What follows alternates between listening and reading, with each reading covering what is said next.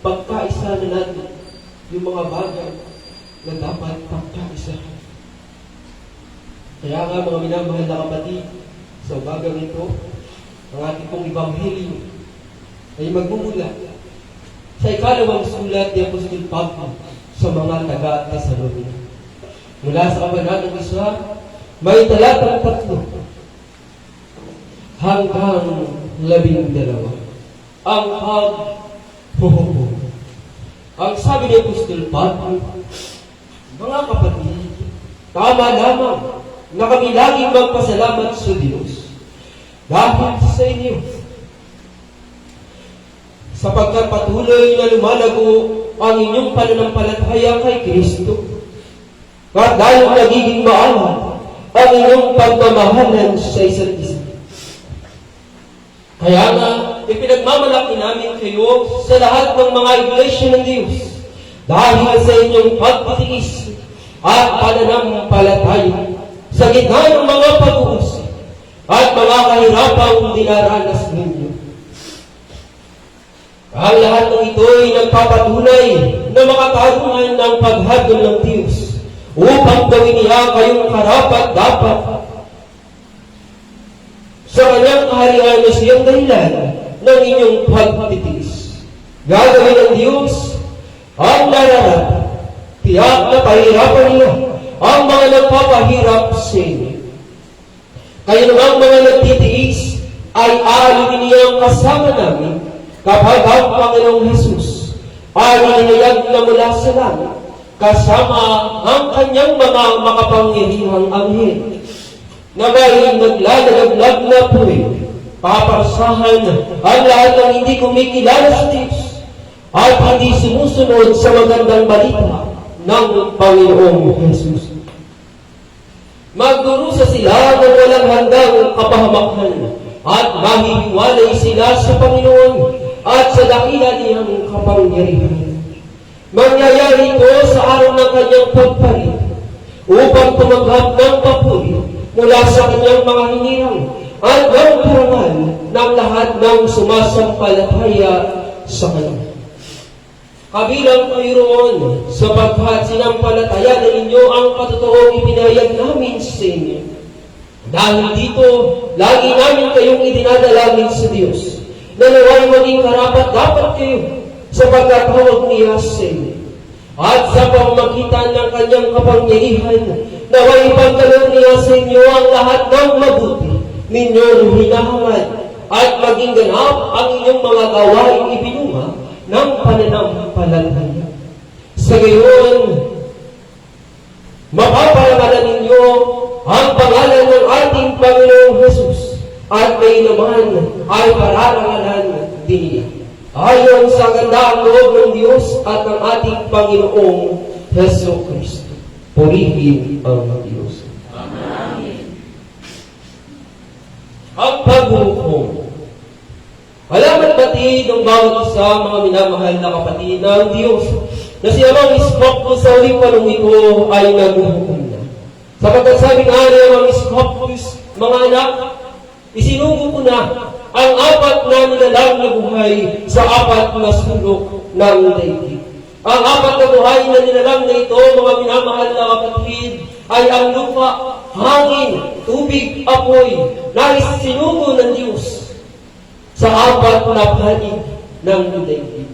Kaya nagkakaroon ng mga pandemya, bagyo, sunog, landslide sa anumang panig ng mundo, sapagkat yan ay isang babala sa ating mga Iskopus na malapit na siyang dumating.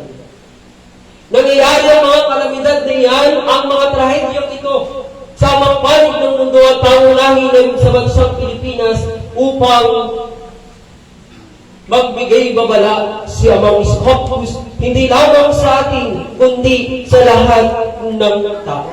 Nangyayari ang mga bagay na ito sapagkat ang Diyos na si Amang Iskopus ay may layunin. Ang layunin ng Diyos ay hindi para takutin tayong tao, hindi para pahirapan tayong tao, at hindi para parusahan tayong tao. Nangyayari ang mga bagay na ito, ang mga bagay na yan, kasi ang gusto ng mga Iskopus ay tumatag tayo sa ating mga pananampalataya. At matutunan ng tao na hanapin at tawagin ang Diyos. At gusto rin niya mag-focus na ang tao ay magsisip, magbagong buhay, talikdan ang kanyang marunong gawa at magkaroon ng panibagong buhay na naaayon sa aral at turo ng Panginoong Hesukristo at ni Amang Isko. Bakit, mga minamahal na kapatid? Bakit kailan lamang ba naaalaala ng tao ang Diyos? Kailan ba tinatawag ng tao ang Diyos?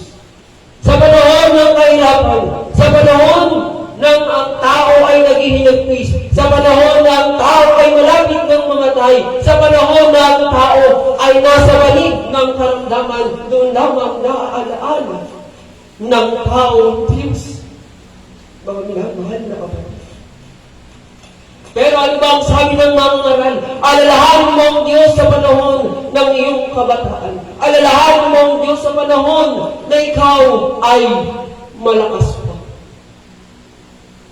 At nangyayari ang mga kalamidad sa panig ng bansa, sapagkat si Amang Scotus ay gumagawa ng paraan upang ang tao ay maghanap ng tunay na Diyos, mga minamahal na kapatid.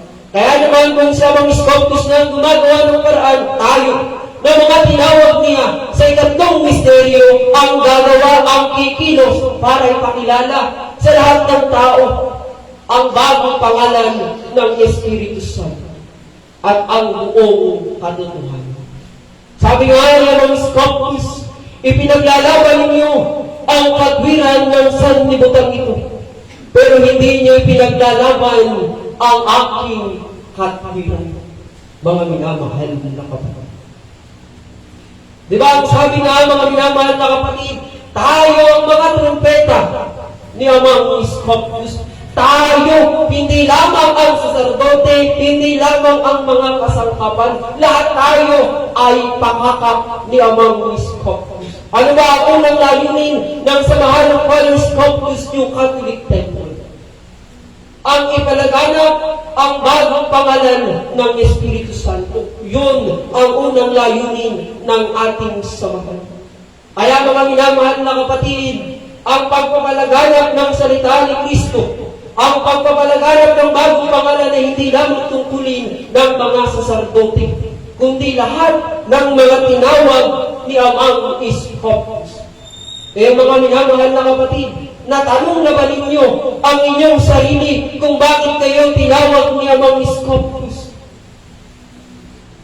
Tandaan ninyo, tayo tinawag ni Amang Scotus kasi alam ng Diyos na si Amang Scotus na malaki ang magagawa nating tulong para sa kanyang ministeryo at iman. Sino ba ang magtutulungan? Yung lamang mga tinawag ni Amang Scotus ang magtutulungan. Hindi tayo tutulungan ng Iglesia ni Manalo. Hindi tayo tutulungan ng Roman Catholic. Hindi tayo tutulungan ng El Shaddai para ipakilala, ihayag ang bagong pangalan ng Espiritu Santo. Hindi tayo lamang, mga minamahal na kapatid, ang magtutulungan. Si Apostol Pablo, sa panahon ng ikalawang misteryo, gaano kasama si Apostol Pablo. Nung hindi pa siya tinatawag bilang isang apostol, mga minamahal na kapatid, si Apostol Pablo, inusig niya ang Iglesia ng Panginoong Hesukristo. Sinangayunan niya ang pagpatay kay Esteban na isang lingkod ng Panginoong Hesukristo. Pero sa kabila ng lahat ng iyon, siya'y tinawag ng Panginoong Hesukristo, ginawa siyang apostol at ibinigyan ng bagong pangalang Saulo. Bakit tinawag ng Panginoong Hesukristo sa Apostol Saulo para gawing isang apostol? Sapagkat alam ng Panginoong Hesukristo na malaki ang magagawa ni Apostol Pablo para sa Iglesia ng Panginoong Hesukristo. At yan ay pinatutuhanan ng Biblia, mga minamahal na kapatid.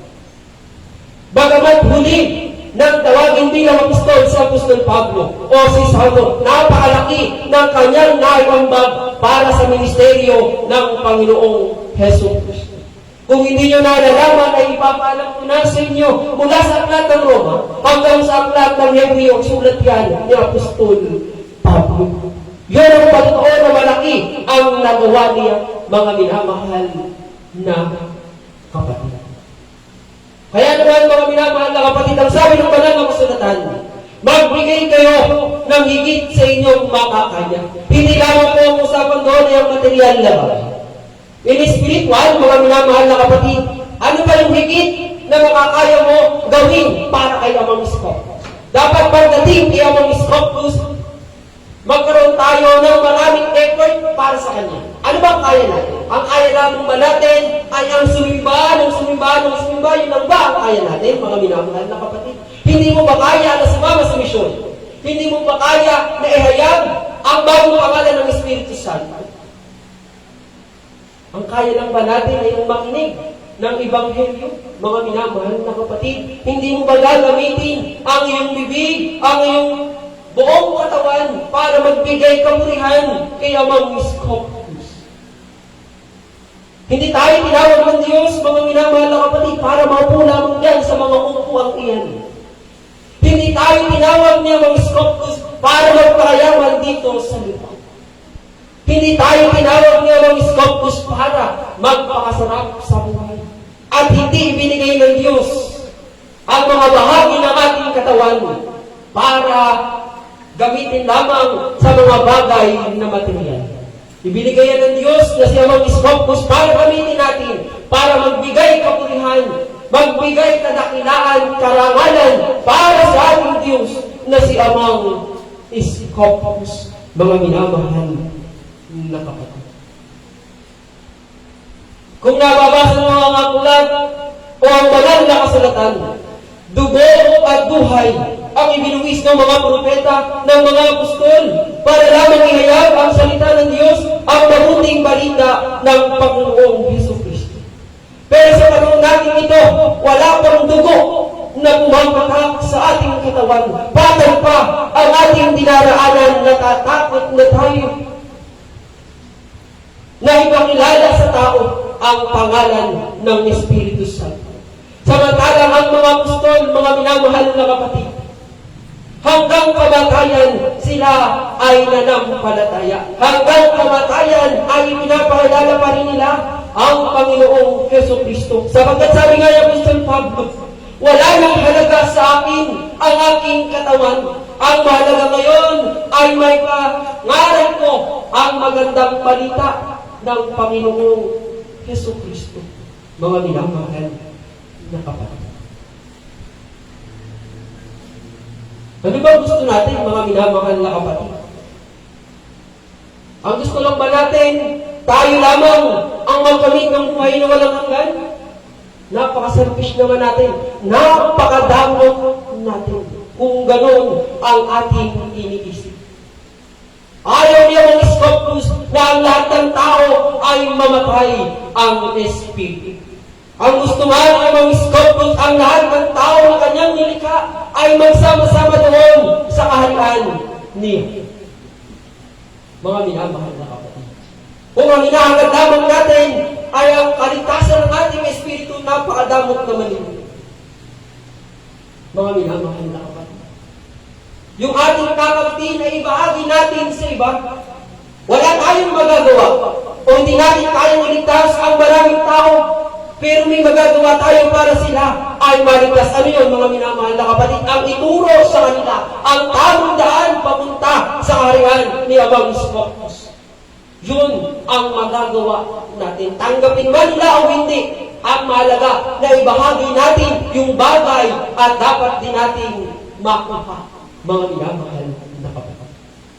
Tandaan natin, mga minamahal na kapatid, ang sekta lamang ng Father Iskopos New Catholic Temple ang nagtuturo ng katotohanan, ang nagtuturo ng tamudaan papunta sa kaharian ni Amang Iskopos. Akala ba natin, akala ng karamihan, maraming sekta ang nangangaral ng salita ni Kristo. Pero sabi nga ng Ama, ginagamit lamang ng mga tao ito ang aking salita para kumita ng pera. Ang sabi pa nga ni Amang Iskopos ng Panginoong Jesucristo, mga minamahal na kapatid, Kaawa-awa kayong mga bulaan.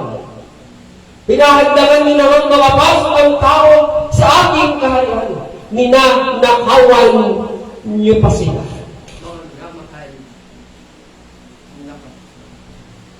Yun ang sabi ng Panginoong Jesus.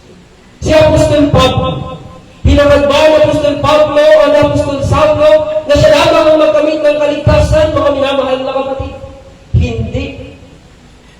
At hinangad ba ni Noe, nung panahon na nilikuli na ng Diyos ang sangkatauhan, hinangad ba ni Noe na siya lamang ang magkamit ng kaligtasan? Hindi. Kaya nga ibinalita niya sa mga tao nung panahon yun na magkakaroon ng baha at nilikuli na ng Diyos sa pamamagitan ng baha ang sangkatauhan. Pero hindi agad naniwala ang mga tao. Saka lamang naniwala ang tao nung dumating na ang baha. Kaya nga mga minamahal na kapatid, lahat tayo pinagkalooban ng mga skopus ng karunungan at kaalaman. Yang karunungan at kaalaman ba na ipinagkaloob sa bawat isa sa atin ng mga skopus ay lalagay lamang natin dito? Ano bang sabi sa ika-4 na utos ng Diyos sa batas Panginoon? Alisin ang karamutan. Napakadadamot ng bawat isa sa atin kung yung karunungan at kaalaman na pinagkaloob sa atin ng mga skopus ay sasarilinin lamang natin, mga minamahal na kapatid. Sabi nga sa talinaga, ang isang ilawan ay nilalagay sa ibabaw, hindi sa ilalim. Sapagkat kung sa ibabaw yan ilalagay, matatanglawan ang marami. Kung yan ay sa ilalim mo ilalagay, walang matatanglawan, kundi ikaw lamang, mga minamahal. Ano bang sabi ng Panginoong Jesucristo? Ang ibinulong ko sa inyo ay ipagsigawan nyo, mga minamahal na kapatid. Yung din sa ating panahon, mga minamahal na kapatid.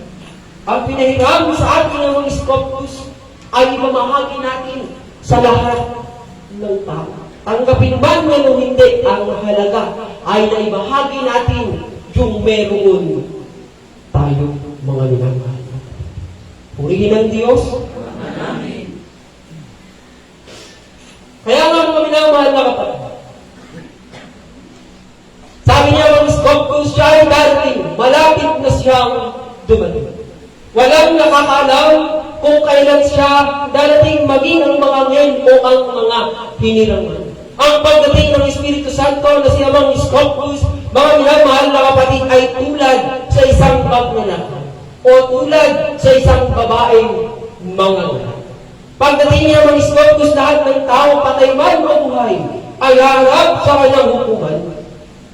At doon ay hatulan niya mga skopus ang bawat isa sa atin sa pamamagitan ng ating mga gawa.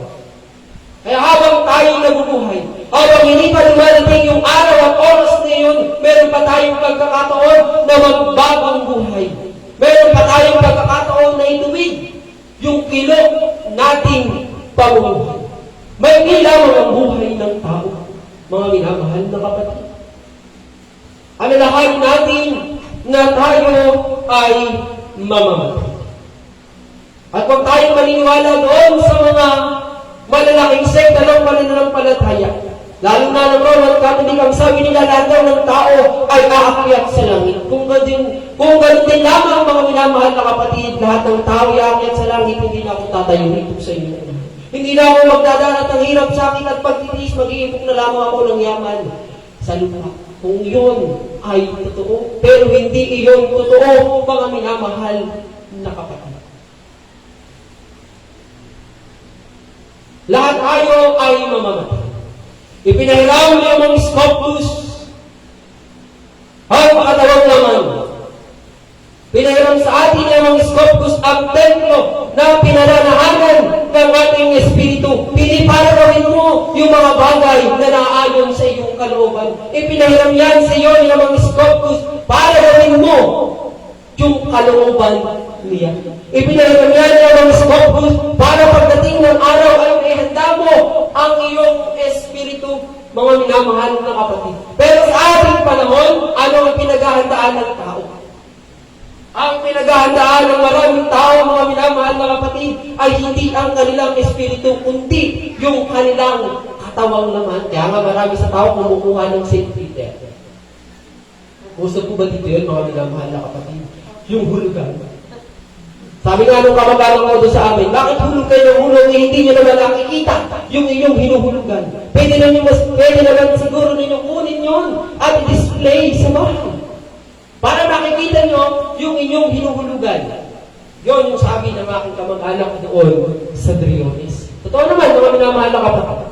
Pag namatay naman yung katawang laman mo, hindi na makikita yun ng katawang laman mo. Yun ang pinagsisikapan, doon inihahanda ng tao ang kanilang sarili. Pero hindi, dapat huwag mong ihanda ang araw ng iyong kamatayan. Ang ihanda mo, mga minamahal na kapatid, kung saan mapupunta ang iyong kaluluwa. Sabi nga ng mga ngaral sa aklat ng mga ngaral 7:4. Ang sabi roon, kabang-bangan ang nag-iisip ng kasayahan para sa kanyang sarili.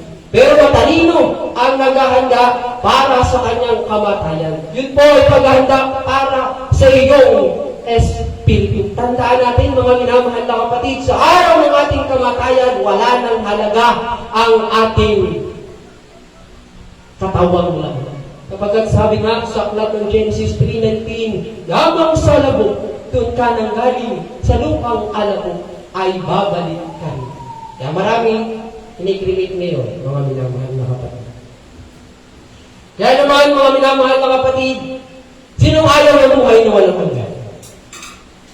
Ulitin ko po ang tanong, sinong ayaw ng buhay na walang hanggan? Ulitin ko muli, sinong ayaw ng buhay na walang hanggan? So lahat kayo gusto nyo ng buhay na walang hanggan. Pero bakit lihis sa aral ang inyong ginagawa kung gusto nyo ng buhay na walang hanggan? Ang totoong nagsasabi ng gusto niya ng buhay na walang hanggan ay kailangang sumunod sa aral at turo ng Panginoong Kristo. Sundin ang batas panglinis sa katauhan ng pinumandog at tanggapin mo ng buong puso't kaluluwa ang magbibigay ng buhay na walang hanggan. Sabi ko sa Samanwin, nung ako'y huling gumampan doon, mga minamahal na kapatid, tanga ang tatalikod sa ministeryo at ilaw ni Amang Isko.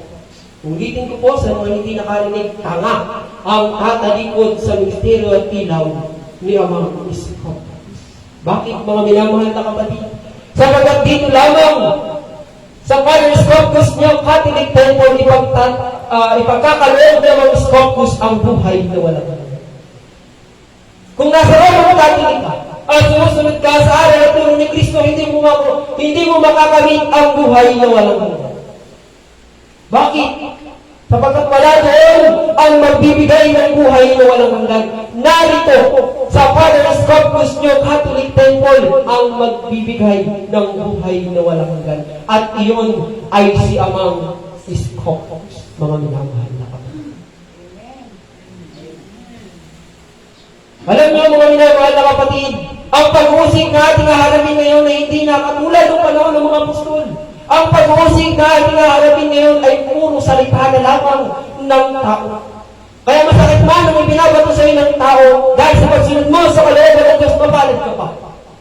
Sapagkat sabi ng banal na kasalatahan sa Mateo chapter 5, mapalad ang mga taong nilalait at inuusig ng dahil sa pagsunod nila sa akin. Tatanungin ko kayo, mga minamahal na kapatid, ano ba yung mas masakit na salita? Ano ba yung mas masakit na salita? Yung maririnig mo sa loob ng ministeryo at ilaw ni Amang Scopus o yung salita na maririnig mo sa labas ng ministeryo at ilaw ni Amang Scopus? Ano yung mas masakit? Ano yung mas masakit?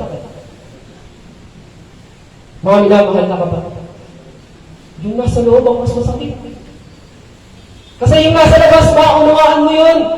Bakit? Hindi kasi sila nag-aaral ng salita ng Diyos. Ay yung nasa loob, maunawaan mo ba sila? Ay bakit si kapatid? Ang sakit-sakit ng kanyang sinasabi, nag-aaral sila ng salita ng Diyos.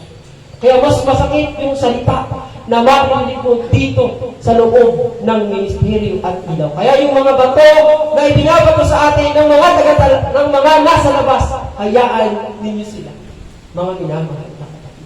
Yun lamang yung pag-uusig na harapin natin ngayon, mga minamahal na kapatid. Kaya wala tayong dapat ikatakot. Sino Sino naniniwala na sa araw-araw na kanyang pag-alis ay kasama niya ang Espiritu Santo na si Amang Iskop? O, ilan ang naniniwala ang mga minamahal na kapatid? Nakakaawa naman yung hindi tumakas. Maniwala kayo na kasama niyo si Amang Iskop, mga minamahal na kapatid. Ay sino dito ang pinapatnubayan? Ngayon, sino dito ang pinatnubayan ng Espiritu Santo? O pinapatnubayan ng Espiritu Santo? Hindi pa sinabing lahat, hindi tataas mga minamahal na kapatid. Lahat tayo pinatnubayan ng Espiritu Santo sa araw at oras nito, mga minamahal na kapatid. Bakit? Kasi hindi ka naman, kung hindi ka pinapatnubayan ng Espiritu Santo, wala ka nito. Mga minamahal na kapatid, hindi aakayin niya mga Iskopos ang mga paa mo papunta sa kanyang santuaryo. Kahit pagaano kalayo yan, basta pinatubayan ka ng Espiritu Santo, pupunta at pupunta ka. Sabi ko kanina, lahat gusto ng buhay na walang hanggan. Pero hindi lahat ng tao ay nagsisikap para makamit ang buhay na walang hanggan. Ano ba pinagsisikapan ng maraming tao, mga minamahal na kapatid? Ito, mga sasagote, alam niyo na ito. Mga tagasalo, alam niyo na ito. Ang pinagsisikapan ng maraming tao ay ito, mga minamahal na kapatid. Tama po ba? Alam niyo ba kung ano to? Yan, mali kayo. Alwa-alwalo ba? Daliri ito, mga minamahal na kapatid. Siguro mga mukhang pera kayo. Ano? Pero ito ay sumisimbolo sa pera, mga minamahal na kapatid. Yun ang pinagsisikapan ng maraming tao. Libre lang ibinibigay niya ng Iskopos ang buhay na walang hanggan. Pero iba ang pinagsisikapan ng tao. Kung hulugan ang buhay na walang hanggan, siguro lahat ng tao ay merong hulugan ng buhay na walang hanggan. Bakit, mga minamahal na kapatid? Kasi di ba, maraming tao ang kumukuha ng appliances sa home credit. Kasi mapagsisikapan nila yung pagbayad doon. Pero yung buhay na walang hanggan, libre na, alam mo na kung paano makakamit, ayaw mo pa. Mga minamahal na kapatid.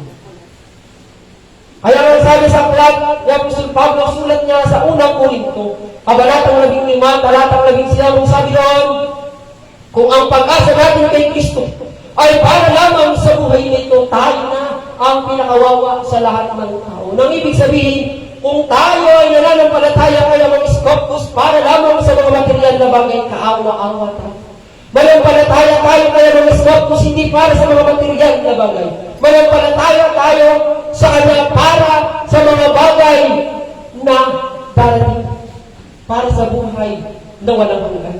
Kahit gaano kakayaman, kahit gaano karami yung pera mo, pero wala ang Diyos, bali, wala ka. Tandaan natin yung pera iniipot mo dito sa lupa ay hindi mo maibabayad kay San Pedro para papasukin kanya sa karyanan ng Amang Iskopos.